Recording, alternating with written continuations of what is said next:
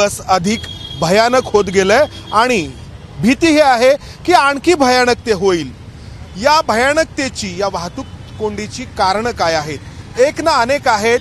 कारण पुण्यातला असा कोणताही भाग नाही जिथे अशा स्वरूपाची वाहतूक कोंडी पाहायला मिळत नाही। यातलं सर्वात पहिलं कारण म्हणजे सार्वजनिक वाहतूक व्यवस्थेची अतिशय खराब अवस्था, अर्थात PMPMLच्या बसची। आपण सुरुवात करूयात। काका, तुम्ही स्वतः दुचाकी चालवत आहात, बसनी का नाही तुम्ही प्रवास करू शकत? नाही, बसने प्रवास न करण्याचे कारण म्हणजे ट्रॅफिकमुळे बस पास होऊ शकत नाही। तर टू व्हीलरच चालवायचे प्रॉब्लेम आहे टू व्हीलरला। आणि दुसरं असं आहे की प्रशासनाची एवढी मोठी चूक आहे की पुलाची आणि याची कामं जे काढतात, काय ऍक्च्युली त्यांनी करायला काय पाहिजे की पहिले लोकांना रस्ते तिथले नीट करून दिले पाहिजेत। आज तुम्ही बघा की कामं चालू आहेत पण पूर्ण खालचे रस्ते आहेत ना, हे सगळे डॅमेज झालेले आहेत। त्याच्यामुळे होतंय काय की जिथून ट्रॅफिक लवकर पास व्हायला पाहिजे तिथंच ट्रॅफिक थांबतंय। हेच जर रस्ते क्लिअर असतील, वेळेला खड्डे भरले गेले, काय होतं की ह्यांची जी हेवी मशिनरी आहे ही मशिनरी इथून ऑपरेट होते, त्याच्यामुळे रस्त्यावर खड्डे होतात। पण हे खड्डे पुण्यातलं प्रशासन एकदम नालायक प्रशासन, पुणे महानगरपालिका पुलाची कामं काढू द्या, काढायला प्रश्न नाहीये। पण त्यांनी खालचे रस्ते जे आहेत ना, ऍक्च्युली लोकांना जे दिलेले आहेत, एक तो रोड नॅरो झालाय, त्याच्यामध्ये खालच्या रस्त्यांवर अजिबात लक्ष दिलं जात नाही। काम कंप्लीट होईपर्यंत पूर्ण रस्ता खडबडीत, खड्डे, त्याच्यामुळं आता हे जे ट्रॅफिक हेवी दिसतंय का, तर पुढे खड्डे, रस्ता जाम होतो। पण ह्याच्यावर पालिका प्रशासन काही शेकडो कोटी रुपये खर्च केल्याचं केले जातात। ऍक्च्युली तुम्हाला सांगतो, टेंडरमध्ये हा आयटम असतो की तुम्ही रस्ता काम पूर्ण होईपर्यंत तुम्ही खालनं क्लिअर करून दिला पाहिजे। पण ह्याच्यामध्ये भ्रष्टाचार होतो, कारणाने हे काम केलं जात नाही आणि नागरिकही या प्रश्नावर उत्तर विचारत नाहीत की बा रस्ता का नाही क्लिअर खाली, तुम्ही रस्ता चांगला द्या, रस्ता राहू द्या ना, काम करा तुम्ही, पण जर रस्ते क्लिअर दिले तर ट्रॅफिक तेवढं पास होईल काय। पण त्याच्याकडे दुर्लक्ष प्रशासनाकडून, पूर्णपणे प्रशासनाकडून। मी स्वतः कॉन्ट्रॅक्टर आहे, सिव्हिल कॉन्ट्रॅक्टर आहे, गव्हर्नमेंट कॉन्ट्रॅक्टरच आहे, मला याच्यातले सगळं नॉलेज आहे की काय असतं टेंडरमध्ये, कुठले आयटम असतात, पण ह्याच्यावर पूर्ण भ्रष्टाचार चालू आहे। आता ही परिस्थिती, मी सुरुवातीला जसं म्हटलं, पुण्यातला कात्रज भाग घ्या, पुण्यातला हडपसर भाग घ्या, पुण्यातला कोथरूड घ्या, चांदणी चौक घ्या, पुण्यातील सावित्रीबाई फुले पुणे विद्यापीठाचा भाग घ्या, पुण्यातला असा कोणताही भाग नाही जिथे ही वाहतूक कोंडी अनुभवायला येत नाही। आणि त्यामुळंच पुणे हे दुचाकींच्या बाबतीमध्ये देशात सर्वाधिक दुचाकी असलेलं शहर बनलंय। तब्बल 34 लाख दुचाकी पुण्यामध्ये आहेत आणि याचं कारण या काकांनी जसं सांगितलं, इथल्या प्रशासनाचा जो शब्द त्यांनी वापरला, आणि त्यामुळं दिवसेंदिवस पुण्यातल्या दुचाकींची संख्या जी आहे ती वाढत गेली आहे। तुम्ही बसनी का नाही प्रवास करत? ट्रॅफिक एवढं आहे तर ट्रॅफिकमुळे प्रवास करणं शक्यच नाहीये, कारण टायमावरती पोहोचायचं म्हटलं तर बाईकच यूज करावी लागते। आणि याच्यामुळं पुण्यात वाहतूक नियमांचा भंग करण्याची पण, काकू का नाही तुम्ही बसनी प्रवास करत? काय नक्की परिस्थिती आहे? आम्ही मनपा काम करे ना, सकाळ नगरला चाललोय ना। पण एरवी बसनी का नाही प्रवास करत? म्हणजे बसनी लवकर जाऊ शकता का, की नाही वेळ लागतो म्हणून तुम्ही दुचाकी वापरता? बसनी पण वेळ लागतो आणि चालत खूप लांब जायचं असतं ना, नेस्का शोरूमला जायचंय ना, म्हणून। तर ही अशी परिस्थिती आहे। मागे तुम्ही जर पाहिलत ना तर खूप मोठी रांग आहे, म्हणजे एक सिग्नल पार करायला ना 2 ते 3 वेळा तो सिग्नल लागावा लागतो, अशी परिस्थिती आहे। आणि मी वारंवार सांगतोय की ही पुण्यातल्या कुठल्याही एका भागामधली परिस्थिती नाही। पुण्यातला मुंडवा भाग घ्या, पुण्यातला कोंडवा भाग घ्या, पुण्यातला खडकीचा भाग घ्या, सगळीकडे ही वाहतूक कोंडी दाटून राहिली आहे। याचं एक कारण आपण पाहिलं, पुण्यातील वाहतूक कोंडीचं दुसरं सर्वात मोठं कारण आहे ते म्हणजे काळाच्या ओघात रस्त्यांची रुंदी न वाढणं। ज्या प्रमाणामध्ये वाहनांची संख्या वाढली, आज पुण्यामध्ये एकूण वाहनांची संख्या 45 लाख इतकी आहे, मात्र त्या प्रमाणामध्ये पुण्यातील रस्ते रुंद झाले नाहीत। याचं कारण महापालिकेकडून सांगितलं जातं की रस्ते रुंद करण्यासाठी जमिनीचं अधिग्रहण करावं लागेल आणि त्यासाठी महापालिकेकडे पुरेसा निधी उपलब्ध नाही। जमीन अधिग्रहणासाठी महापालिकेला वार्षिक बजेट आहे 120 कोटी रुपयांचं, मात्र शहरातले सर्व रस्ते जर रुंद करायचे झाले तर 600 कोटी रुपयांहूनचा अधिक निधी महापालिकेला लागणार आहे। इतर ठिकाणी खर्च करणारी महापालिका या वाहतूक कोंडीवरती मात्र खर्च करायला तयार नाहीये। रोजचा अनुभव आहे, काय या रस्त्यांबद्दल काय म्हणाले? ह्या रस्त्यांना भरपूर प्लॅनिंगची गरज आहे. मी तर म्हणेल पिंपरी चिंचवडमध्ये 3 फ्लायओव्हर बनतात, पण इकडे पुण्यामध्ये एक फ्लायओव्हर, हा युनिव्हर्सिटीचा फ्लायओव्हर बनायला 5-6 वर्ष लागले, नंतर पाडून त्याला 3-4 वर्ष झालेत. सोल्युशन नाहीये काहीच, आणि खूप गरजेचं आहे. रोड तसे मोठे आहेत सगळेच्या सगळे, पण प्लॅनिंग बिलकुलच नाहीये. या सगळ्या ट्रॅफिक कंजेशन मध्ये तुम्ही रोजच असाल, तर या रस्त्यांबद्दल काय म्हणाल? म्हणजे पुरेसे आहेत रस्ते, काय वाटतं तुम्हाला, की मोठे करायला हवेत? मोठे करायला हवेत रस्ते मोठे केल्याशिवाय ट्रॅफिक नाही होणार. या धुळीमुळे एवढा त्रास होतोय ना, जेवण सुद्धा कमी जाते सध्या. एवढा पूर्ण घसा पूर्ण आहे धुळीमुळे. किती वेळ लागतो तुम्हाला जिथं जायचं असतं तिथं जायला? एक 15-20 मिनिटाचा पाऊण तास लागतोय. कंप्लीट अर्धा तास डिले होतोय प्रत्येक वेळेस. तर दररोजचा आहे आमचं हे. काका, काय अनुभव आहे तुमचा ट्रॅफिकचा? ट्रॅफिकचा काय अनुभव असणार आहे? ट्रॅफिक होणारच आता, इथून पुढे अजून ट्रॅफिक होणारच आहे. अजून होणार आहे? अजून होणार आहे. तुम्हाला किती वेळ लागतो रोज हे ट्रॅफिक कंजेशन रोज अनुभवायला लागतं तुम्हाला? असं तर मी रोज बाणेरवरून येतो आणि मला शिवाजीनगर कोर्टात जावं लागतं, तर मला ऑलमोस्ट 1 तास रोज तरी लागतो पोचायला. रोजचं झालेलं आहे. आणि रस्त्यांच्या या रुंदीबद्दल काय म्हणाल? म्हणजे कमी पडतायत, खूप कमी पडतायत, खूप मोठे असण्याची गरज. सरकारने काहीतरी पर्याप्त रस्ता नक्की करावा, खूप गरज आहे. आता पुण्यामध्ये जी अवस्था झाली आहे ट्रॅफिकची, ती नक्कीच काहीतरी करायला हवं त्याच्यासाठी. म्हणजे हा तुमचा बाणेर रस्ता झाला, पण कुठेही तुम्ही गेलात तर हीच परिस्थिती पाहायला मिळेल. हो, पूर्ण पुण्यामध्ये हीच परिस्थिती आहे सध्या. आपण आणखी काही लोकांशी बोलूयात. तुम्ही बोलाल या सगळ्या रोजच्या ट्रॅफिक जाम बद्दल बोलाल? या रस्त्यांबद्दल काय वाटतं तुम्हाला? पुरेसे ठरतायत रस्ते? रस्त्याची रुंदी कमीच पडतीये. मी औंधवर नाही येते, इथपर्यंत याला पाऊण तास तरी जातोय. एरवी किती वेळ लागायचा आधी? म्हणजे याच म्हणजे युनिव्हर्सिटी रोडलाच आता 10-15 मिनिटं जास्त लागायला लागलेत. मे बी मेट्रोच्या कामामुळे असं आम्ही समजून घेतोय, माहित नाही एक्झॅक्टली आता काय रिझन आहे. पुण्यातील वाहतूक कोंडीची ही भयानक परिस्थिती पाहिल्यानंतर लोक साहजिकच विचारतात की ट्रॅफिक पोलीस काय करतात, आणि दुसरा प्रश्न असतो की महापालिकेचं प्रशासन काय करतं. या प्रश्नाचं उत्तर शोधण्यासाठी आपण पुणे महापालिकेच्या पथ विभागाचे जे मुख्य अभियंता आहेत अनिरुद्ध पावसकर यांच्यासोबत आहोत. सर, असा कोणताही भाग नाही पुण्यातला की जिथे वाहतूक कोंडी आत्ता होत नाही आहे, तर महापालिका म्हणून आपण काय करत आहात? हा एक साधा मोघम प्रश्न आहे. आणि वाहतूक कोंडी होणारे असे काही स्पॉट्स आपण लोकेट केलेत का, की ही जबाबदारी पोलिसांची आहे? आपण म्हणता ते एकदम ती वस्तुस्थिती आहे. टॉमचा सर्वेसुद्धा नुकताच आलेला आहे. त्याच्यामध्ये पुणे हे जगातील 7वं सर्वात वाहतूक कोंडी असणारं शहर म्हणून घोषित झालेलं आहे. 6वा नंबर बँगलोरचा आहे. तर ही परिस्थिती खूप बिकट आहे. प्रचंड लोकसंख्या आपल्या इथं वाढते आहे, त्याच्याचबरोबर वाहनं खूप वाढत आहेत. म्हणजे आता जवळजवळ 70 लाख लोकसंख्येला आपण गेलेलो आहे. 50 लाख आपल्याकडे वाहनं आहेत. तर ह्या दृष्टीने जास्तीत जास्त आपल्याला कोंडी कशी दूर करता येईल ह्याचा महानगरपालिका सतत प्रयत्न करत आहे.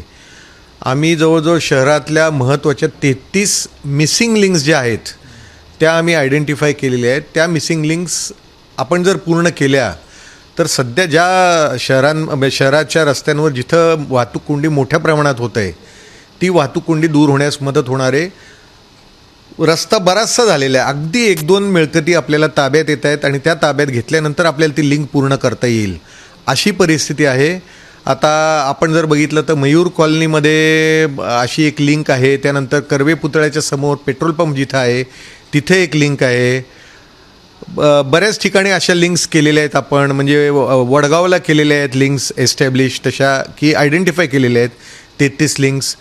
त्यानंतर हडपसर भागामध्ये केलेल्या आहेत. ह्या लिंक्सवर प्राधान्याने महानगरपालिकेचं काम चालू आहे. ह्यातले संबंधित जे जागा मालक आहेत त्या जागा मालकांना चर्चेसाठी बोलावणे, त्यांना कन्व्हिन्स करणे, त्यांच्याकडनं जागा ताब्यात घेणे, ह्या गोष्टी होत आहेत.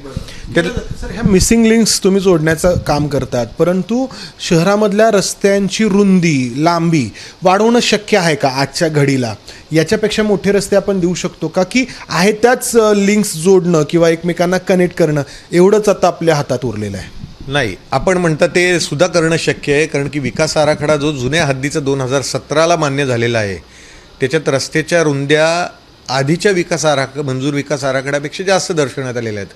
आता उदाहरणच आपल्याला द्यायचं झालं तर गणेशखिंड रस्ता 36 मीटर होता आधीच्या मंजूर विकास आराखड्याप्रमाणे, आता 45 मीटर आहे. तर 45 मीटर रुंदी करून वायडनिंग करून आपण तो रस्ता विकसित करतोय. याच्यात सर्वात मोठी अडचण कुठली महानगरपालिकेची असेल ती एकच आहे की त्या ॲक्विजिशनला थोडा वेळ लागतोय. सध्या आम्ही FSI आणि TDRच्या माध्यमातूनच नागरिकांना आवाहन करतोय, जागा मालकांना, की तुम्ही त्या जागा आमच्या ताब्यात द्या. प्रत्येकाने जर कॅश कॉम्पन्सेशनची मागणी केली तर कॅश कॉम्पन्सेशन महानगरपालिकेकडे तेवढी परिस्थितीच नाही कॅश कॉम्पन्सेशन द्यायला. 125 लोक तयार होत नाहीयेत जागा मालक. बऱ्याच अडचणी कुठे येत आहेत? बऱ्याच ठिकाणी कॅश कॉम्पन्सेशनवरच लोक अडून बसलेत आणि ते महानगरपालिकेला शक्य होत नाही. कारण की महानगरपालिकेचं लँड ॲक्विजिशनचं बजेट हे 130-140 कोटीच्या आसपास वार्षिक असतं आणि आपल्याकडे आता 519 चौरस किलोमीटर एवढं क्षेत्रफळ आहे जे की मुंबईपेक्षा जास्त आहे, मुंबई महानगरपालिकेच्या आतलं. तर त्यातले रस्ते रुंद करायचे, त्यासाठी जागा संपादन करायला लागतात. आता उदाहरणार्थ कात्रज कोंढवा रोडचा आपण जर घेतलं तर आपण 50 मीटरनीच तो आत्ता रस्ता करतोय, परंतु त्यातसुद्धा जो रस्ता अजून तयार करायचा त्या ॲक्विजिशनसाठी सुद्धा आपल्याला 200 कोटी लागत आहेत, ज्याचा प्रस्ताव आपण शासनाकडे पाठवलेला नुकताच तो मंजूर झाला आहे असं कळतंय. तर कॅश कॉम्पन्सेशन देणं ही सर्वात मोठी अडचण आहे, पण त्यासाठी नागरिकांना आम्ही सतत बैठका घेऊन कन्व्हिन्स करतो. सर, आता एकूण जे काही लँड ॲक्विजिशन करायचं आहे तर किती कोटी रुपये लागू शकतील? म्हणजे आत्ता जो काही DPR जो आहे त्यानुसार जे काही वेगवेगळ्या भागांमध्ये आपल्याला जमिनीचं अधिग्रहण करायला लागेल, अंदाज तुम्ही सांगा.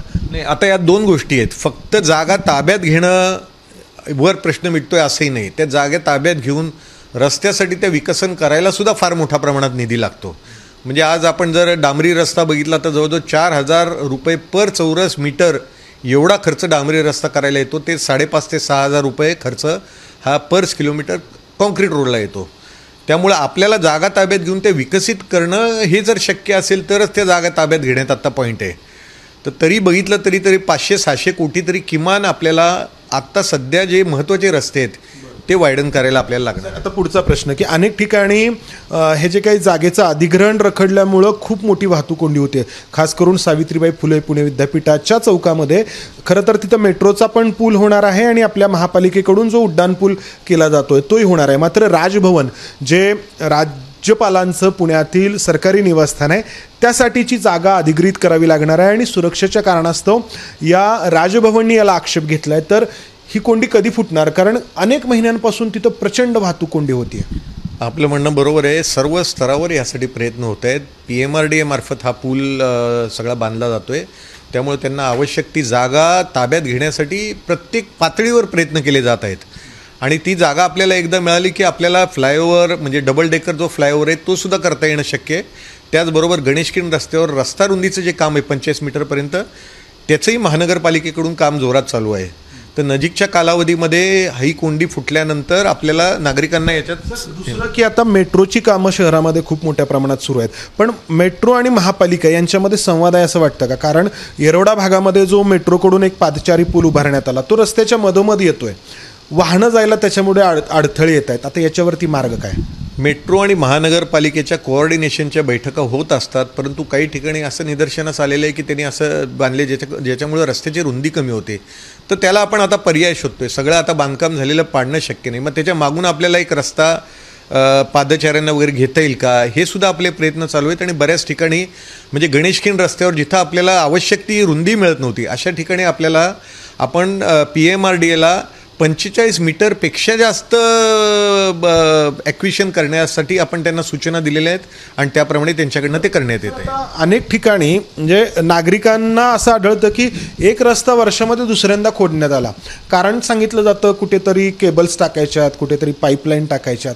तर सर्वसामान्यांना प्रश्न पडतो की एकच डक्ट असं असू शकत नाही का? आणि वारंवार खोदण्याची वेळ काय येते आणि याच्यामुळे वाहतूक कोंडीमध्ये भर पडते, खर्च जो आहे तो नागरिकांचा वाया जातो. याच्यामध्ये कसं आहे की अनेक सेवा वाहिन्या या रस्त्यामधनं जात असतात. उदाहरणार्थ पाणी पुरवठा असतं, स्टॉर्म वॉटर असतं, ड्रेनेज असतं, OFC केबल असतात, MSCBचे केबल्स असतात, MNGL असतं. ह्या सगळ्या एका डक्टमधनं जाणं अवघड असतं. कारण की पाणीपुरवठ्याच्या लाईन्स बघितल्या 700 mm असतात, ड्रेनेजच्या मोठ्या असतात, स्टॉर्म वॉटरच्या मोठ्या असतात. परंतु आपण एप्रिल एंडला खोदाई सगळी परमिशन्स देणं बंद करतो आणि त्या दरम्यान आत्ता जे आपले रस्ते चालू आहेत त्यामुळे आपले रस्ते जे आपण आता करणार आहेत त्याची यादी आपण या डिपार्टमेंटबरोबर शेअर केलेली आहे आणि त्यांना सांगितलेले की आत्ताच तुम्ही प्रायोरिटीवर तुमचा जो प्रोग्राम आहे त्याप्रमाणे आत्ता प्रायोरिटीवर या लाईन टाकून घ्या, म्हणजे वारंवार खोदाई करायला लागणार नाही. मल्टिपल एजन्सीज काम करत असल्यामुळे हे अडथळे येत आहेत हे अगदी मान्य आहे, परंतु त्यांच्याशी चर्चा करून आणि सगळं त्यांना आपल्या यादी शेअर करून कामांची हे प्रश्न आम्ही सोडवतो आहोत. धन्यवाद सर. तर हे सगळं महापालिकेच्या पातळीवरती सुरू आहे, पोलिसांच्या पातळीवरती त्यांचं काम सुरू आहे, पण सामान्यांना प्रश्न पुन्हा तोच उरतो की हे सगळं होतंय खरं, परंतु पुण्याची वाहतूक कोंडी खरंच कमी होते आहे की दिवसेंदिवस त्यामध्ये वाढ होते आहे. पुण्यातील वाहतूक कोंडीचं तिसरं प्रमुख कारण आहे महापालिका आणि इतर यंत्रणांमधला समन्वयाचा अभाव. महापालिकेकडून किंवा इतर यंत्रणांकडून पुण्यातले रस्ते किंवा फुटपाथ चकचकीत करण्यासाठी अशी भली मोठी सुशोभीकरणाची कामं केली जातात, मात्र यामुळे होतं काय की हे फुटपाथ मोठे होतात आणि रस्ते लहान. पुण्यातल्या शिवाजीनगर रेल्वे स्टेशनच्या आणि बस स्टँडच्या परिसरामध्येच हे शिवाजीनगरचं मेट्रो स्टेशन देखील उभं राहिलंय. मात्र या मेट्रो स्टेशनच्या सुशोभीकरणाचं काम मेट्रो कंपनीकडून इतकं वाढवण्यात आलं की या ठिकाणी आपण जर पाहिलं तर हा भला मोठा फुटपाथ, त्यानंतर इथे झाडे लावण्यासाठी ही जागा, माती, खरं तर इथं एकही झाड आलेलं नाहीये. सगळी जी काही रोपं आहेत खर्च करून लावलेली ती सगळी इथे सुकून गेलेली आहेत. मात्र यामुळे झालंय काय की हा रस्ता मात्र अतिशय छोटा बनलाय, अरुंद बनलाय आणि या रस्त्यांवरून ST बसेस वळणं अवघड झालंय. या मेट्रोच्या कामामुळे पुण्यातल्या शिवाजीनगरमधल्या बस स्टँडची जागा बदलण्यात आली आणि पुण्यातल्या वाकडेवाडी भागामध्ये हे बस स्टँड स्थलांतरित करण्यात आलं. मात्र अनेक वर्ष होऊन देखील हे बस स्टँड पुन्हा या ठिकाणी आलेलं नाही, येऊ शकलेलं नाही, कारण ST महामंडळ आणि मेट्रो यांच्यामध्ये जो करार झाला आहे त्या करारानुसार मेट्रोनी हे बस स्टँड विकसित करून देणं अपेक्षित आहे. मात्र सगळाच बोजवारा उडाला आहे, मग ST महामंडळ असेल, मेट्रो असेल किंवा पुणे महापालिका. आपण जर पाहिलं तर मेट्रोनी त्यांचं काम जे आहे म्हणजे मेट्रोचं सुशोभीकरणाचं ते भलं मोठं करून ठेवलं आहे. मात्र STला मात्र ST वळण्यासाठी, कारण इथून संपूर्ण मराठवाड्यामध्ये सोलापूर किंवा इतर भागांमधून बस जातात, पुण्यातल्या स्वारगेटप्रमाणेच हे पुणे स्टेशनप्रमाणेच हे शिवाजीनगरचं ST स्टँड देखील तेवढंच मोठं आहे. मात्र आपण जर पाहिलं या ठिकाणी अशी ही सुशोभीकरणाची कामं दिसत आहेत. मध्ये हे असं सर्कल करण्यात आलं आहे, पाठीमागच्या बाजूला जे आहे ते मोठं सर्कल करण्यात आलं आहे, पलीकडच्या बाजूला फुटपाथ आहेत. मात्र हे जे रस्ते आहेत हे रस्ते यामुळं अतिशय लहान झालेत. मी चालत इकडे आल्यानंतर आपल्याला अंदाज येईल हा मधला सर्कल आणि त्यानंतर हा जो रस्ता आहे तो पहा. म्हणजे एवढे मोठे फुटपाथ, या ठिकाणी झाडं लावण्यासाठी ही सगळी माती टाकलेली, इथं एकही झाड नाहीये, फक्त पडलाय तो कचरा. यामध्ये पुणेकरांचे कर रूपाने जमा झालेले पैसे मात्र जिरवण्यात आलेत. पुण्यातील वाहतूक कोंडीचं चौथं प्रमुख कारण आहे रोड आर्किटेक्चर आणि नियोजनाचा अभाव. या नियोजनाच्या अभावामुळे पुण्यातील अनेक उड्डाणपूल पाडावे लागले आणि जे भुयारी मार्ग आहेत किंवा जे अंडरपास आहेत त्यांची रचना देखील चुकलेली आहे. शिवाजीनगरमधला हा अंडरपास, या अंडरपासमधून येणारी वाहनं आणि वरच्या बाजून येणारी वाहनं पुन्हा इथं एकत्रच होतात. मग या अंडरपासचा उपयोग तो काय, हा प्रश्न यामुळे उपस्थित होतो आणि त्यामुळे या शिवाजीनगरच्या मुख्य चौकामध्ये दररोज वाहतूक कोंडी पाहायला मिळते. शेकडो कोटी रुपये खर्च करून पुण्यामध्ये उड्डाणपुलांची बांधणी करण्यात आली. मग तो गणेशखिंड रस्त्यावरचे 2 उड्डाणपूल असतील किंवा पुण्यातल्या पाटील इस्टेट भागामधला उड्डाणपूल असेल किंवा पुण्याच्या कोरेगाव पार्क भागामधला उड्डाणपूल असेल, हे उड्डाणपूल त्यांची रचना चुकल्याच्या कारणास्तव पुन्हा पाडावे लागले. पुणेकरांचे शेकडो कोटी रुपये त्यामध्ये वाया गेले. आणि हा अंडरपास आपण जर पाहिलं तर या अंडरपासमधून येणारी वाहनं आणि त्याच बाजूनी वरतून येणारी वाहनं पुन्हा इथे एकत्र येत आहेत. करायला काय हवं होतं, हा अंडरपास इथे ओपन होण्याऐवजी तसाच तो भुयारी मार्गाने जर पुढे नेला असता तर या वाहनांना इथे सिग्नलला थांबण्याची गरज लागली नसती. काय वाटतं, आता तुम्ही बोगद्यातून आला, वरून येणारी वाहनं पण इथं एकत्रच आली, प्लॅनिंग व्यवस्थित आहे वाटतं तुम्हाला की काही चुकलंय? समतोल राहिला नाहीये ट्रॅफिकचा काहीच, आणि मुळात ट्रॅफिक पोलिसांचं पण याच्याकडे दुर्लक्ष होतं. त्यामुळे फार काय म्हणजे ही सगळी चक्राकार पद्धतीची वाहतूक करून सुद्धा फार काही फरक पडलाय असं काय वाटत नाहीये. काय वाटतं काका ह्या सगळ्या वाहतुकीच्या नियोजनाबाबत? आता बोगद्यातून म्हणजे अंडरपासमधून येणारी वाहनं, वरून येणारी वाहनं पुन्हा एकत्रच होत आहे. मॅनेजमेंट फेल झालेलं आहे सिस्टम. कारण कसं आहे, ट्रॅफिक प्लस रोडचे इन्फ्रास्ट्रक्चर हे काही कामाचे नाही आहेत. म्हणजे गव्हर्नमेंटला समजायला पाहिजे खरं म्हणजे की इथे 2 व्हीलर 4 व्हीलर त्रास होतो. म्हणजे जिथे 20 मिनिटात ट्रॅव्हल करायला पाहिजे तिथे 40-45 मिनिटं लागतात. तुमचा काय अनुभव आहे ट्रॅफिक बाबतचा? खूप ट्रॅफिक होते, जायला यायला खूप त्रास होतो रोजचं. काय चुकलंय असं वाटतं? सिग्नलवर जास्त वेळ थांबायला लागतं. हां, आता तुम्ही या अंडरपासमधून आलात, वरून येणारी वाहनं पण इथंच आली, त्याऐवजी जर हा अंडरपास आणखी पुढे वाढवला असता तर इथं सिग्नलला थांबण्याची गरज लागली नसती. लवकर पास झालो असतो इथून आणि ते ट्रॅफिक कमी झालेली असते. तुमचा काय अनुभव आहे ट्रॅफिकचा? गोष्टी खूप नीट मॅनेज केल्या जाऊ शकतात आणि प्रत्येक वेळेस नवीन काहीतरी करण्यापेक्षा जे आहेत त्या गोष्टी मेंटेन केल्या तर चांगलं होईल. प्रत्येक वेळी नवीन काहीतरी करण्यापेक्षा, पण हे नवीन का केलं जातंय? पुणेकरांचा त्रास वाचावा, कमी व्हावा यासाठी केलं जातंय की या नवीन काही विकास कामांच्या नावाखाली टेंडर काढता येईल आणि त्यातून आपल्याला आपला वाटा मिळेल यासाठी केलं जातंय. पुणेकरांना हा प्रश्न वर्षानुवर्ष सतावतोय. मात्र यामुळं पुणेकरांचे या वाहतूक कोंडीतून होणारे हाल कमी होण्याऐवजी दिवसेंदिवस ते वाढत चाललेत. आज पुणे आणि पिंपरी चिंचवड या 2 महानगरांची एकत्रित लोकसंख्या जवळपास 80 लाखांच्या जवळपास पोहोचलेली आहे. क्षेत्रफळाच्या दृष्टीने पुणे महापालिका ही राज्यातील सर्वात मोठी महापालिका बनली आहे. मुंबई महापालिकेपेक्षा देखील पुणे महापालिकेचं क्षेत्रफळ वाढलंय. अनेक आजूबाजूची गावं पुणे महापालिकेच्या आतमध्ये समाविष्ट झाली आहेत. मात्र यामुळं वाहतूक कोंडी आणखी वाढतीये. अगदी पुण्यातल्या प्रत्येक गल्लीबोळामध्ये, फक्त या अशा मोठ्या रस्त्यांवरतीच नाही, ही वाहतूक कोंडी दिवसात कोणत्याही वेळी तुम्ही गेलात तरी पाहायला मिळते. याची कारणं आम्ही सांगण्याचा प्रयत्न केला, याहूनही आणखी वेगळी कारणं आहेत. मात्र या सगळ्यापेक्षा जे प्रमुख कारण आहे, किंवा लोक म्हणतील की आता याच्यावरती उपाय काय, तो उपाय आहे संवेदनशील राजकीय नेतृत्वाचा. सगळ्यात मोठं कारण हेच आहे की आतापर्यंत जे नेतृत्व लाभलंय ते लोकांच्या समस्यांसाठी तेवढं संवेदनशील राहिलेलं नाही. आणि इथून पुढे जर हे प्रश्न सोडवायचे असतील, जगातला कोणताही प्रश्न असा नाही की जो सुटू शकत नाही. जगभरामध्ये वाहतूक नियोजन अतिशय सुनियोजितपणे करण्यात आलंय. मात्र त्यासाठी गरज आहे ती संवेदनशील नेतृत्वाची. कॅमेरामन अमोल गवाळेसह या व्हिडिओमध्ये मी इथेच थांबतो. धन्यवाद. एबीपी माझा, उघडा डोळे बघा नीट.